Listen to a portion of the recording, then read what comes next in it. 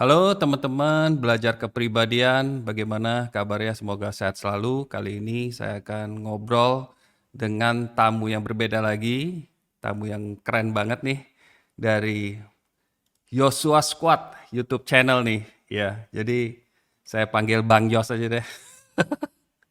Siap. Bang Yos. Ya, jadi di YouTube-nya Bang Yos itu ada banyak video tentang MBTI dan cukup detail. Saya lihat dari semua tipe ada kelebihan, kekurangan, dan juga yang menarik juga ada percintaannya nih, karena unik, unik karena juga eh, materinya datang dari seorang yang bertipe ya atau mengaku paling dekat dengan tipe INTJ. Iya kan? Jadi unik menurut saya. Jadi kita langsung aja dengar cerita-cerita dari Bang Yos ini tentang MBTI dan eh, kegiatannya sekarang ini, dan saya akan seperti biasa mempersiapkan pertanyaan-pertanyaan ya, pertanyaan yang seru buat eh, Bang Yos supaya kita bisa ngulik-ngulik lah dia punya ide-ide ya kan. Oke. Jadi saya lihat di channelnya terakhir 2-3 tahun yang lalu nih aktif. Jadi sekarang ini sebenarnya lagi kegiatan atau aktif apa nih sekarang ini, kita pengen tahu nih. Iya, thank you Ko Ence. Jadi kalau untuk kegiatan realnya pekerjaannya saya di edukasi Ko. Jadi saya ngajar di sekolah formal, tapi juga di institusi pendidikan yang lain, lembaga kursus juga. Terus kebanyakan ini belakangan memang saya juga kurang lebih ada 3 sampai 4 institusi dalam Wow. seminggu. Jadi kadang energi saya suka habis kok kalau untuk bikin channel lagi. Jadi ya semoga mungkin nanti ada waktu dan ada Ya. energi lebih untuk mulai lagi. Kalau boleh tahu yang diajarin tuh tentang apa tuh? Jurusan apa gitu ya? Yang keterampilan apa? Kebetulan saya latar belakangnya bahasa sastra Inggris kok. Uh, Jadi saya ngajarnya bahasa Inggris. unik, unik, unik.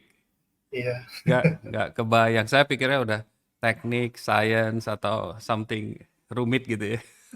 Rupanya justru humanis ya, lebih ke oke, betul. sastra ya.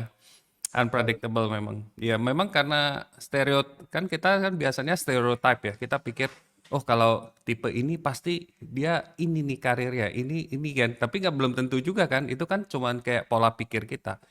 Tapi kita bisa terapkan ke berbagai hal yang mungkin kita suka kan. Kita bisa nggak harus selalu ikutin stereotip saya pikir. Alright, menarik menarik. Oke, jadi kapan Bang Yos ini mengenal MBTI ya pertama kali? Mungkin bisa cerita sedikit ya ketemunya, terus kemudian mungkin pasti ngetes-ngetes dong. Ya, tadinya mungkin dapat apa? Apakah pernah mistype ya, seperti semua orang termasuk saya mistype uh, sampai bertahun-tahun, atau langsung dapat tipe yang sekarang INTJ itu dan terus menerus mendapatkan konfirmasi itu atau gimana? Nah, terus kemudian sudah tahu itu tentang MBTI ini, apakah ada manfaat yang dirasakan? Ya, oke. Ya, thank you, Pak Ince. Jadi kalau MBTI sendiri, pertama mulanya itu saya tertariknya dari dunia psikologi dulu sih kok, karena saya ada temen itu dia lulusan psikologi Mercubuana, orang pinter Hmm, sekali, cewek. hmm, Terus saya belajar banyak dari dia dan dia bisa baca orang sampai sedetail-detailnya kok. Terus saya pikir, wah ini orang kok hebat banget, jenius banget. Jadi saya mulai belajar psikologi yang dari rekomendasi dia sampai akhirnya nggak sengaja tahun 2017 itu saya nyasar ke dunia MBTI. Terus saya ngambil tes INTJ kok hasilnya pas semua sama-sama ya seperti itu. Jadi kalau manfaatnya sih memang MBTI ini luar biasa jadi bisa mengenal diri sendiri dan orang lain sih seperti itu. Terus untuk mistype saya pernah juga kok. Jadi setelah sekitar 3 tahun saya ngambil tes MBTI lagi, anehnya itu di website yang sama, mungkin karena formatnya udah berubah kuisnya, dia kembangkan terus. Jadi sekarang INTP gitu. Tapi saya yakin itu sekedar sayanya aja yang bias dalam membaca menilai diri saya sendiri. Tapi saya yakin saya tetap INTJ seperti itu. oke. Sip banget. Nah, sekarang saya perhatikan dan saya juga menonton video-video yang ada di Yosua maupun juga ada di belajar kepribadian. Ternyata yang paling ramai, yang saya perhatiin yang paling views-nya paling banyak itu dari konten yang topiknya tentang ini INXX. Jadi tipenya kayak INFJ, INFP, INTJ, INTP. Nah, padahal sebenarnya menurut statistik ya kayak misalnya IN itu langka karena yang mayoritas kan ekstrovert sama sensing orang menurut ini dan saya juga bisa dibilang itu masuk akal ya kalau misalnya orang-orang ekstrovert sama sensing itu lebih banyak di dunia ini. Tapi justru yang rame itu di dunia maya sepertinya orang-orang INXX. Ya. Jadi gimana ada tanggapannya nggak atau ada setelah menyadari nggak? Terus komen-komennya juga request-requestnya juga kebanyakan minta yang IN itu. Kenapa tuh kira-kira kalau menurut Bang Yos? Ya, betul Quincy. Saya sendiri juga sadar dan saya menyetujui 100% karena di channel saya juga yang INFJ, INFP itu salah dua yang paling meledak sih kurang lebih viewersnya dari segi viewers. Jadi kalau dari saya mungkin tipe NF sih memang punya panggilan besar untuk dunia psikologi dan dunia konseling mungkin kok. Jadi mereka punya panggilan khusus untuk berdiplomasi seperti itu. Jadi mungkin mereka merasa penting ini untuk belajar banyak, menggali banyak. Jadi mungkin konten-konten berkaitan dengan IN, intuitive introvert, ini banyak dijumpai. Termasuk juga analis mungkin yang terbanyak kedua setelah NF kali ya. Seperti itu. Oke. Jadi mereka lebih tertarik dengan hal-hal humanis ya, lebih kayak kemanusiaan kayak gitu. NF itu lebih lebih tertarik. Dan kalau kenapa sebaliknya kenapa ES something itu sepertinya pertama memang jarang ya, jarang orang kontennya itu ditonton. Terus kemudian juga kenapa orang ES itu gak banyak yang tertarik di MBTI untuk mempelajari. Kenapa tuh kira-kira? Kalau menurut saya mungkin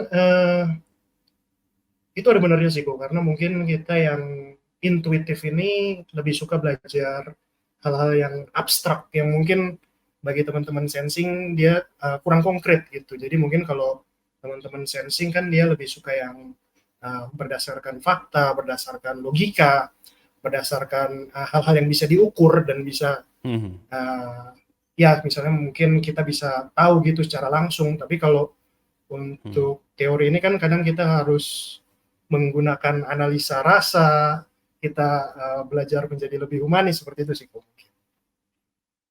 Iya, iya, betul ya. Kayak saya malah berpikir orang ES itu sibuk lagi party kah atau lagi kerja kah, lagi olahraga, Bisa, ya kan?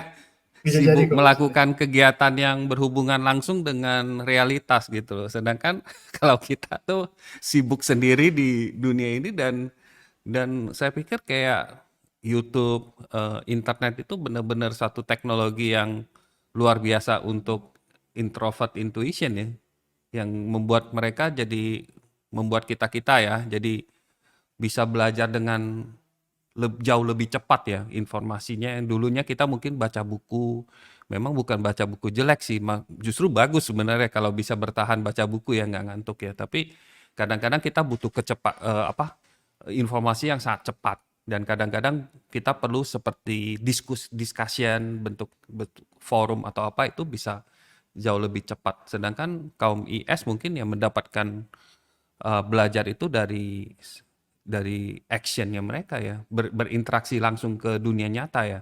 Ya, jadi kelihatannya kalau di dunia online kebanyakan didominasi IN ya. Jadi ada ide untuk maksudnya bikin konten lebih banyak ke sananya ya. Nah, soal yang channel Joshua Squad sendiri ini saya lihat unik karena ada soal percintaan gitu loh. Ada ngomong percintaan gitu ya.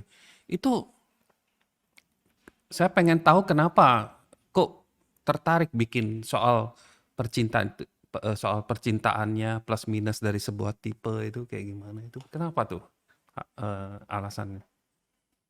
Nah ya, thank you Koince. Memang Hmm, saya setuju kok. Kebetulan kalau dari saya sendiri melihat bahwa MBTI ini kan selain untuk mengenal diri sendiri juga untuk mengenal orang lain kok. Terus kita juga hmm, bisa ngeliat dalam kehidupan ini kan tentunya sisi percintaan, sisi asmara itu kan salah satu faktor yang sangat penting dalam kehidupan kita semua. Jadi memang kalau saya pikir kalau kita bisa mengaplikasikan, menerapkan teori MBTI ini di kehidupan percintaan, contohnya kita bisa melihat calon pasangan kita, kita mencari kualifikasi yang seperti apa, kemudian mungkin dari teman-teman lawan jenis kita bisa menilai dia kecenderungan seperti apa, kemudian setelah menjadi pasangan kita jadi tahu dia kelebihan kekurangannya seperti apa, seperti itu. Jadi saya lihat MBTI ini dalam dunia percintaan cukup sangat membantu sih seperti itu. tak membantu. Ya, Oke.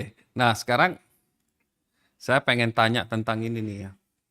Soal cari partner ya kan banyak yang eh, cari partner, cari pasangan ya kan. Pasangan hidup ataupun partner bisnis atau teman dekat segala macam. Itu kan selalu ada perdebatan. Oh, ini cocok sama ini, cocok sama ini. Nah, itu kan kebanyakan kalau kita lihat di forum atau di komentar, kebanyakan tipenya tuh banyak kan anekdotal. Jadi kayak cerita pengalaman-pengalaman itu. Nah, soal yang pengamat percintaan itu, kira-kira tipe apa sih sebenarnya yang menurut Bang Yos ini paling cocok? Yang boleh anekdotal, karena anekdotal itu seru ya, kayak kayak istilahnya lebih ke hubungan ke real life ya daripada teori. Oh, teorinya benar ini. Tapi kadang-kadang kalau kalau punya anekdotal yang misalnya punya pengalaman itu bisa ceritain. Tapi yang biasanya teori yang saya baca-baca akhirnya saya simpulkan kan ada yang bilang bahwa oh yang agak mirip itu biasanya cocok. Misalnya contohnya INTJ dengan ISTJ atau INTJ dengan INTP ya kayak pokoknya beda-beda satu huruf gitu loh. Satu dua huruf itu masih karena banyak kecocokannya. Jadi istilahnya mungkin dianggap oh gaya hidupnya lebih baik. Nggak terlalu perlu beradaptasi segala macam. Tapi ada juga yang berpendapat bahwa berbeda lebih bagus karena bisa berkomplement kan. Pada dasarnya juga kalau kita perhatikan saudara kita, ada mungkin tante, om kita, keluarga besar, banyak yang kalau pasangan tuh berbeda gitu loh. Jadi kayak iya kan, satu mungkin lebih ekstrovert, satu lebih introvert dan satu lebih realis, satu lagi mikir melamun mulu. Jadi kayak contoh misalnya INTJ dengan ESTP atau bahkan kalau misalnya punya pengalaman dengan ESTP karena INTJ atau INTP dengan ESFJ itu malah sebenarnya lebih power couple gitu loh untuk percintaan atau hubungan partner jangka panjang. Nah, ini pertanyaan mungkin ini bisa jawabnya bisa panjang banget tapi ya coba ininya gimana nih tanggapan? ya betul. Koince. Jadi kalau dari saya sendiri sih, pandangan saya memang banyak teorinya kan di website itu, dari Hmm, berbagai website juga ada yang menyarankan ini cocoknya ini secara spesifik, tapi ada juga hmm, website yang bilang kalau ini boleh sama satu atau dua uh, trait yang sama seperti itu hmm, juga ngajarkannya gitu. Bahkan saya lihat juga ada juga teori yang sangat detail kok, jadi memang secara sistematis. Kalau nggak salah namanya tipologi Jungian, itu hmm. sampai detail-detail sekali kok. Jadi dari tipe ini sama ini jadinya ini, jadi memang luar biasa. Kalau menurut saya semua teori itu beserta penjelasannya itu bagus kok, dan memang Cool. banyak hal yang kita bisa dapat dari situ. Tapi kalau dari saya memang dari segi kecocokan setuju seperti kata Poinsa itu sangat membantu dalam hal kecocokan. Kita jadi lebih gampang apa namanya dapat lebih memahami pribadi tersebut ya, pribadi pasangan kita. Tapi kalau cuma sekedar cocok dan sekedar gampang saling memahami satu sama lain, menurut saya nggak cukup sih kok kalau untuk jadi teman hidup ya. Karena kalau uh, percintaan yang bahagia kan nggak selalu tentang kecocokan, nggak selalu tentang compatibility, karena saya juga melihat ada ada juga pasangan yang mungkin dari segi compatibility MBTI-nya nggak terlalu, tapi dari segi visi dan misinya sama, mereka tahu tujuan mereka ke depan itu seperti apa dalam membina rumah tangga, jadi ya awet-awet saja, apa langgeng seperti itu sih. Gitu ya. Jadi yang lebih dipentingkan sebenarnya visi misi yang sama ya. Jadi tujuan yang sama yang perlu lebih faktor lebih besar. Jadi menurut Bang Yos sebenarnya ya nggak perlu terlalu dipikirin ya tipenya apa sebenarnya. Atau nggak ada sama sekali kayak ya berarti bebas dong maksudnya siapa aja bisa dong gitu ya. Atau misalnya, hah? Bisa, pasti bisa. Jadi istilahnya, contoh misalnya saya kan P ya. Jadi P itu kan em, kurang terorganize. Kayak tadi misalnya kita janjian jam segini, terus tiba-tiba, aduh, pagi gue baru sadar tadi gue ada kelas.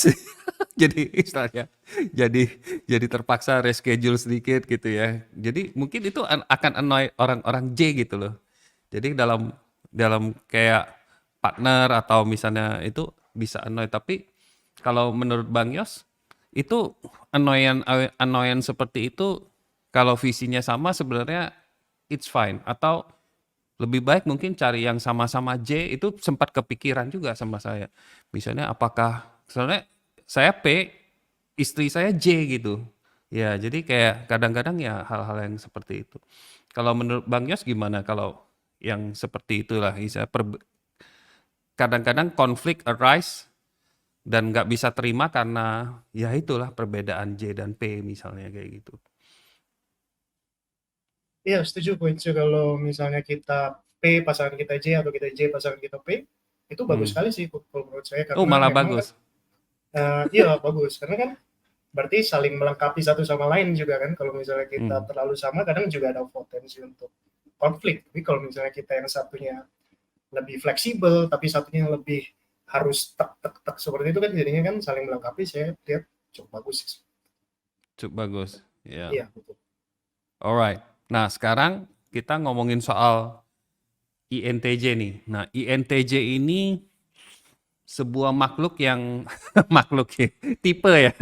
Tipe yang cukup misterius ya. Kalau di kalangan kita ngobrol-ngobrol terus misalnya kalau dapat pasangan INTJ selalu itu jadi iyalah tanya-tanya lah ini kok pasangan saya orangnya gini banget ini. Nah, kalau di dalam meme ya, di dalam stereotip pada umumnya INTJ itu banyak dilukiskan sebagai sesuatu yang nggak terlalu bagus sebenarnya. Makanya banyak orang yang ngetes INTJ, dia ngetes-ngetes lagi, mudah-mudahan bukan INTJ ini. Soalnya INTJ dia lihat itunya kurang bagus. Kayak INTP juga salah satunya. Saya ada teman ya dulu, dia bilang dia kayak jadi nggak pede nih. Karena setelah dia lihat meme-meme yang beredar, kayaknya misalnya INTJ tuh ya digambarkan, diasosiasikan dengan, oh ini orang orang jahat. Kenapa orang jahat? Karena ya T-nya ini membuat dia ruthless gitu loh. Kayaknya karena dia lebih fokus ke produktivitas atau apa gitu loh. Dan kemudian juga eh, salah satu kelemahan utama dianggap sombong, tinggi hati, dan satu lagi nih kayak social awkward gitu loh. Jadi di sosial tuh kadang-kadang orang itu susah diajak ngobrol INTJ gitu loh. Kayak nggak bisa nyambung lah kalau kita jokes dia juga nggak nggak nggak apa nggak bisa ngerti memahami itu jokes gitu. Jadi kayak kayak gitu-gitu. Nah, bagaimana nih? Karena kebetulan Bang Yos ini kan INTJ, justru makanya ini salah satu yang pertanyaan yang saya penasaran ya. Saya selalu kalau ketemu INTJ saya akan pengen tanyain hal kayak gini. Apakah ini benar? Nah, ini kesempatan untuk em, membela kaum INTJ-mu, ya kan? Atau malah iya saya setuju gitu. Itu kayak bisa jadi juga. Tapi gimana tuh ininya tanggapan? Ya, Koinsil. Hmm, Kalau dari saya pribadi, saya melihat stereotip MBTI itu ada. hmm, Itu bukan sembarang ada, tapi itu memang ada karena memang fakta di lapangannya seperti itu, Bu. Lapangan itu nyata. Orang-orang yang misalnya di sini INTJ super villain, Hmm. ruthless, tiga hati, social awkward, Mhm. lain-lain yang cukup mungkin kurang positif lah ya. Mhm. Itu memang saya juga mengakui stereotip itu ada pada diri saya sendiri seperti itu.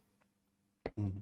Jadi kalau misalnya dikaitkan dengan stereotip, ya saya cukup setuju juga seperti itu. Wow, ini benar-benar ya. Terus? Ya, tapi memang kalau dari setiap pribadi itu kan unik sih kok. Jadi memang Mhm. kalau kita tahu kita ada kecenderungan kelemahan kita seperti itu, tentunya tugas kita adalah berusaha untuk menjadi lebih baik lagi. Mungkin karakter-karakter kita yang mungkin bisa membuat dunia pertemanan, dunia persahabatan, dunia berelasi jadi turun, bisa Mhm. menjadi kurang baik, itu harus kita hindari seperti itu. Jadi mungkin kita harus improve terus seperti itu. I see.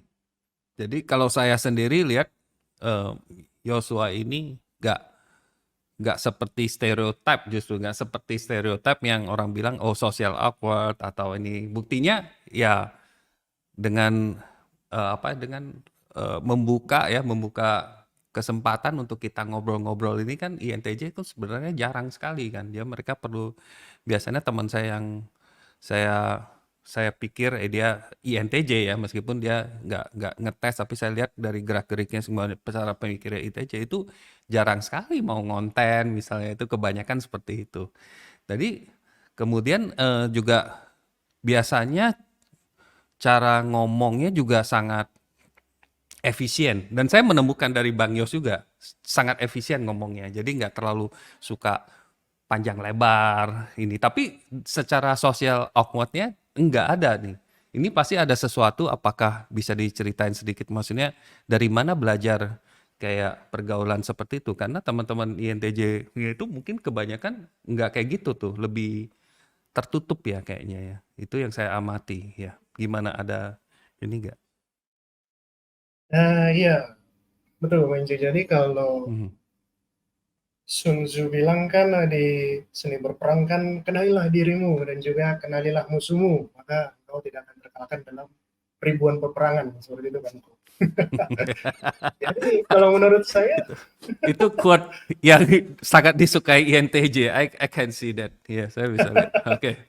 Terus? iya. Jadi kalau misalnya Hmm. kita udah belajar MBTI, kita mengenali diri kita, ya Hmm. tentunya kita harus juga mengenali orang lain seperti itu kan, bos. Jadi kita bisa Hmm. lebih luas Hmm. dalam dunia kehidupan ini seperti ini.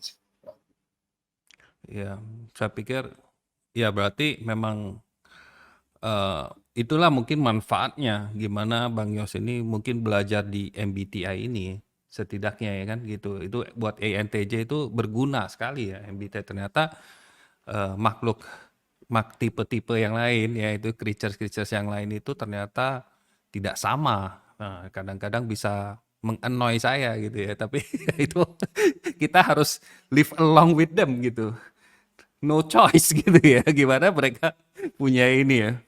Dan makanya saya juga sering ada kepikiran ya dari dulu ya, bahwa di dunia ini memang di-create ya sepertinya untuk orang-orang ekstrovert ya, kalau kita lihat ya, misalnya contoh tempat hiburan, nah itu kan untuk memuaskan sensing, ya kan, memuaskan ekstrovert, terus kemudian kegiatan-kegiatan aktivitas fisik kayak olahraga, jalan pagi, itu ramai sekali dan itu kan dibuat untuk khusus seperti itu, dibandingkan dengan dibuat untuk yang tipe kita juga ada, kayak ya mungkin library lah atau tempat tempat yang quiet untuk kita bisa tempat mungkin meditasi segala macam, tergantung masing-masing punya. Tapi nah, menurut Bang Yos ini di dunia ini sebenarnya tipe apa yang dari 16 kepribadiannya, boleh satu boleh dua, yang itu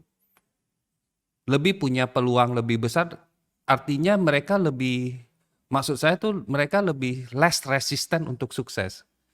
Kalau kalau kita kan terus terang kan kita lebih berat untuk resisten untuk sukses, karena sukses dalam arti ya bukan hanya ya kaya raya ya, pasti itu satu cara ngukurnya, oh itu penghasilan. Selain itu sukses dalam arti ya kita bisa membuat orang lain berbahagia juga. Mungkin punya banyak karyawan, karyawan kita semua senang segala macam. Nah, itu kan kira-kira tipe apa yang menurut Bang Yos ini yang less resistant to success? Sebenarnya sih kalau pemahaman mengenai tipe ekstrovert bisa Hmm. lebih sukses daripada Hmm. introvert, itu Itu tidak memang hmm. saya sempat berpikir seperti itu. Jadi Hmm. mungkin Hmm. ada betulnya sih secara Hmm. logika, karena kan memang kalau kita Hmm. mau sukses di dunia ini kita perlu berelasi, berhubungan, berdiplomasi seperti itu kan. Hmm. Tapi memang ternyata setelah saya amatin juga sebenarnya yang sukses nggak cuma extrovert juga kok, monopoli Hmm. kaum extrovert, tapi juga introvert pun banyak. Ya. Presiden-presiden, panglima angkatan bersenjata, konglomerat, pengusaha-pengusaha Hmm. sukses. Banyak juga Hmm. yang saya lihat dia memang introvert sebenarnya. Hmm. Jadi kalau saya lihat sih, kalau kita terlalu, setelah kita mempelajari MBTI, tapi kalau kita terlalu terpaku sama bagaimana kita melihat orang ini extrovert, introvert, itu kadang itu sedikit membatasi kemampuan kita sih kok, karena sebenarnya kita mau extrovert, mau introvert, feeler, thinker, judger, perceiver, itu sebenarnya semuanya itu punya kesempatan yang sama untuk sukses. Semuanya itu lebih kepada mindsetnya aja kalau menurut saya sih. Hmm. Seperti itu. Jadi Oke. kalaupun memang dia secara MBTI social awkward, dia Hmm. ruthless, dia villain, dia kaku, tapi kalau misalnya dia punya mindset, dia mau berubah, dia mau terjun, dia mau bergaul, dia mau belajar dari kesalahan yang ada, pasti bisa sukses. Seperti I see, I see. Tapi adakah beberapa tipe yang mungkin favorit kamu atau kamu melihat ini kayaknya tipe yang lumayan lah, maksudnya dari untuk dunia yang sekarang ini. Kira-kira tipe apa yang kira-kira dia dapat kalau kita main game kan kita dapat role. Oh ini karakternya yang lebih enak nih kayaknya daripada yang lain. Ada nggak? oh iya, Atau tipe favorit juga boleh. Misalnya kamu amati, wah ini kayaknya ini enak nih kalau tipenya kayak gini. iya saya juga pernah kepikiran seperti itu sih kok. Mhm. Kalau saya sendiri Mhm. bukan tipe tertentu, tapi saya karena saya INTJ jadi kan lebih ke intuitif ya. Tapi saya Intuitif suka, penting. Mhm. ya jadi saya lebih pernah sedikit iri sama teman-teman yang sensing, Kenapa tuh? ES, IS, ya. Karena saya lihat mereka lebih konsisten, mereka lebih dalam tugas harian, kewajiban harian mereka lebih Mhm. jago, lebih Mhm. disiplin, lebih Mhm. kemampuan manajerialnya juga bagus. Seperti itu sih. Jadi saya cukup salut sih sama teman-teman sensing ini. Seperti itu. Dan mengapa terus berubah pikir? Maksudnya intuisif juga nggak jelek juga gitu loh. Kenapa bisa pikir kayak gitu pada akhirnya?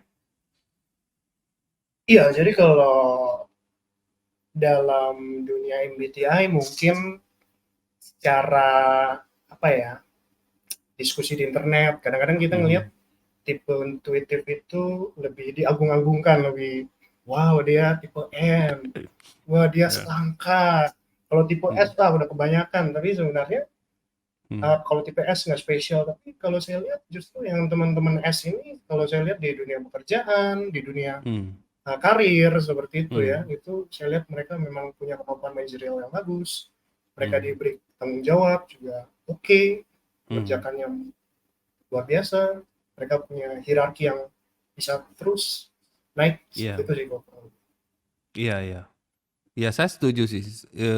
Dari bincang-bincang saya sebelumnya yang sama Deden ya, dia seorang INTP. Saya bilang bahwa saya seneng sama apa misalnya lihat yang extroverted sensing itu, yang kayak orang yang punya terutama yang SP ya, X.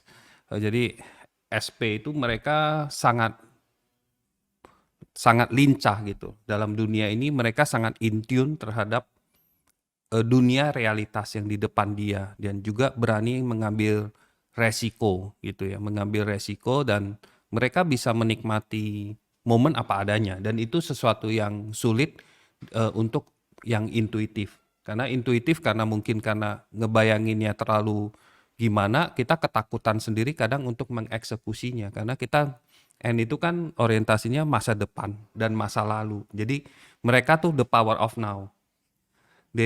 Ada peluang, they take it. Kalau intuitif kadang kita mikir kelamaan sehingga kesempatan yang terbuka kadang-kadang agak molos-molos terus gitu. Jadi itu yang saya pengirian. Kita biasanya ngiri sesuatu yang kita nggak punya sih. Jadi kalau kita lihat rumput tetangga misalnya tipe apa yang lebih ini, saya lihat yang saya nggak punya justru jadi ngiri karena ya kurang kalau saya merasa terutama INTP saya kelincahan gitu kayak misalnya bagaimana otak saya mengendalikan fisik saya itu lemah. Jadi kalau di acara sosial misalnya harus ngedance segala itu kayak kaku banget gitu. Saya nggak tahu kalau INTJ gimana ya. Ya itu mungkin jadi tipikal social awkward juga kita. Jadi istilahnya kalau yang sensing ya dia dengan hebohnya kan gitu ya, dengan langsung terjunnya ESFP, siapa pokoknya yang itu ESTP ya kan kayak gitu. Jadi kurang lebih gitu. Jadi kapan nih Bang Yos kita bisa mengharapkan ada konten baru dan kira-kira serinya apa atau masih dalam development? Ada bocoran nggak nih? Ya, thank you Gwenci. Kebetulan memang Hmm, beberapa tahun ini saya sibuk, seperti yang tadi saya mm-mm. bilang, beberapa Yap, institusi, pekerjaan ya utama, ya. pekerjaan sampingan, Itu pekerjaan paling penting. sampingan lagi. Ya, Tapi makasih nih, karena sudah diundang hebat sama hebat Gwenci. hebat Siapa hebat. tahu ini salah satu faktor supaya mau lagi mengkonten juga. Oh ya, karena saya lihat sendiri ada peluang, ada maksudnya dari reseptif, dari komen-komennya rame, kemudian juga viewernya juga naik terus dan tentunya channel saya ini malah telat ya jadi hadirnya. Jadi harusnya di masa pandemi juga. Tapi saya juga butuh teman-teman yang eh, mengembangkan konten-konten MBTI di Indonesia supaya ya saya pelajari memang sebagai INTP bahwa kalau sama-sama bikin kan berarti YouTube-nya sama-sama suggest nih. Konten baru yang Bang Yosua mungkin suggest ke saya punya suggest ke Bang Yosua. Jadi sama-sama bisa grow dan MBTI belajar MBTI itu jadi orang lebih lebih interested ya dari ya lebih lebih menarik lagi. Soalnya kan MBTI itu kan juga ada pandangan pandangannya kan ada juga ada dua, ada positif dan ada juga yang menganggap ini tidak jauh beda dengan misalnya astrologi atau apa ya. Jadi sesuatu yang kita bisa debunking gitu ya kayak di ini. Thank you banget waktunya Bang Yos. Ya, Nanti sama-sama Gwenci. kapan-kapan kalau ada topik lagi kita ngobrol-ngobrol lagi. Thank you, Wat.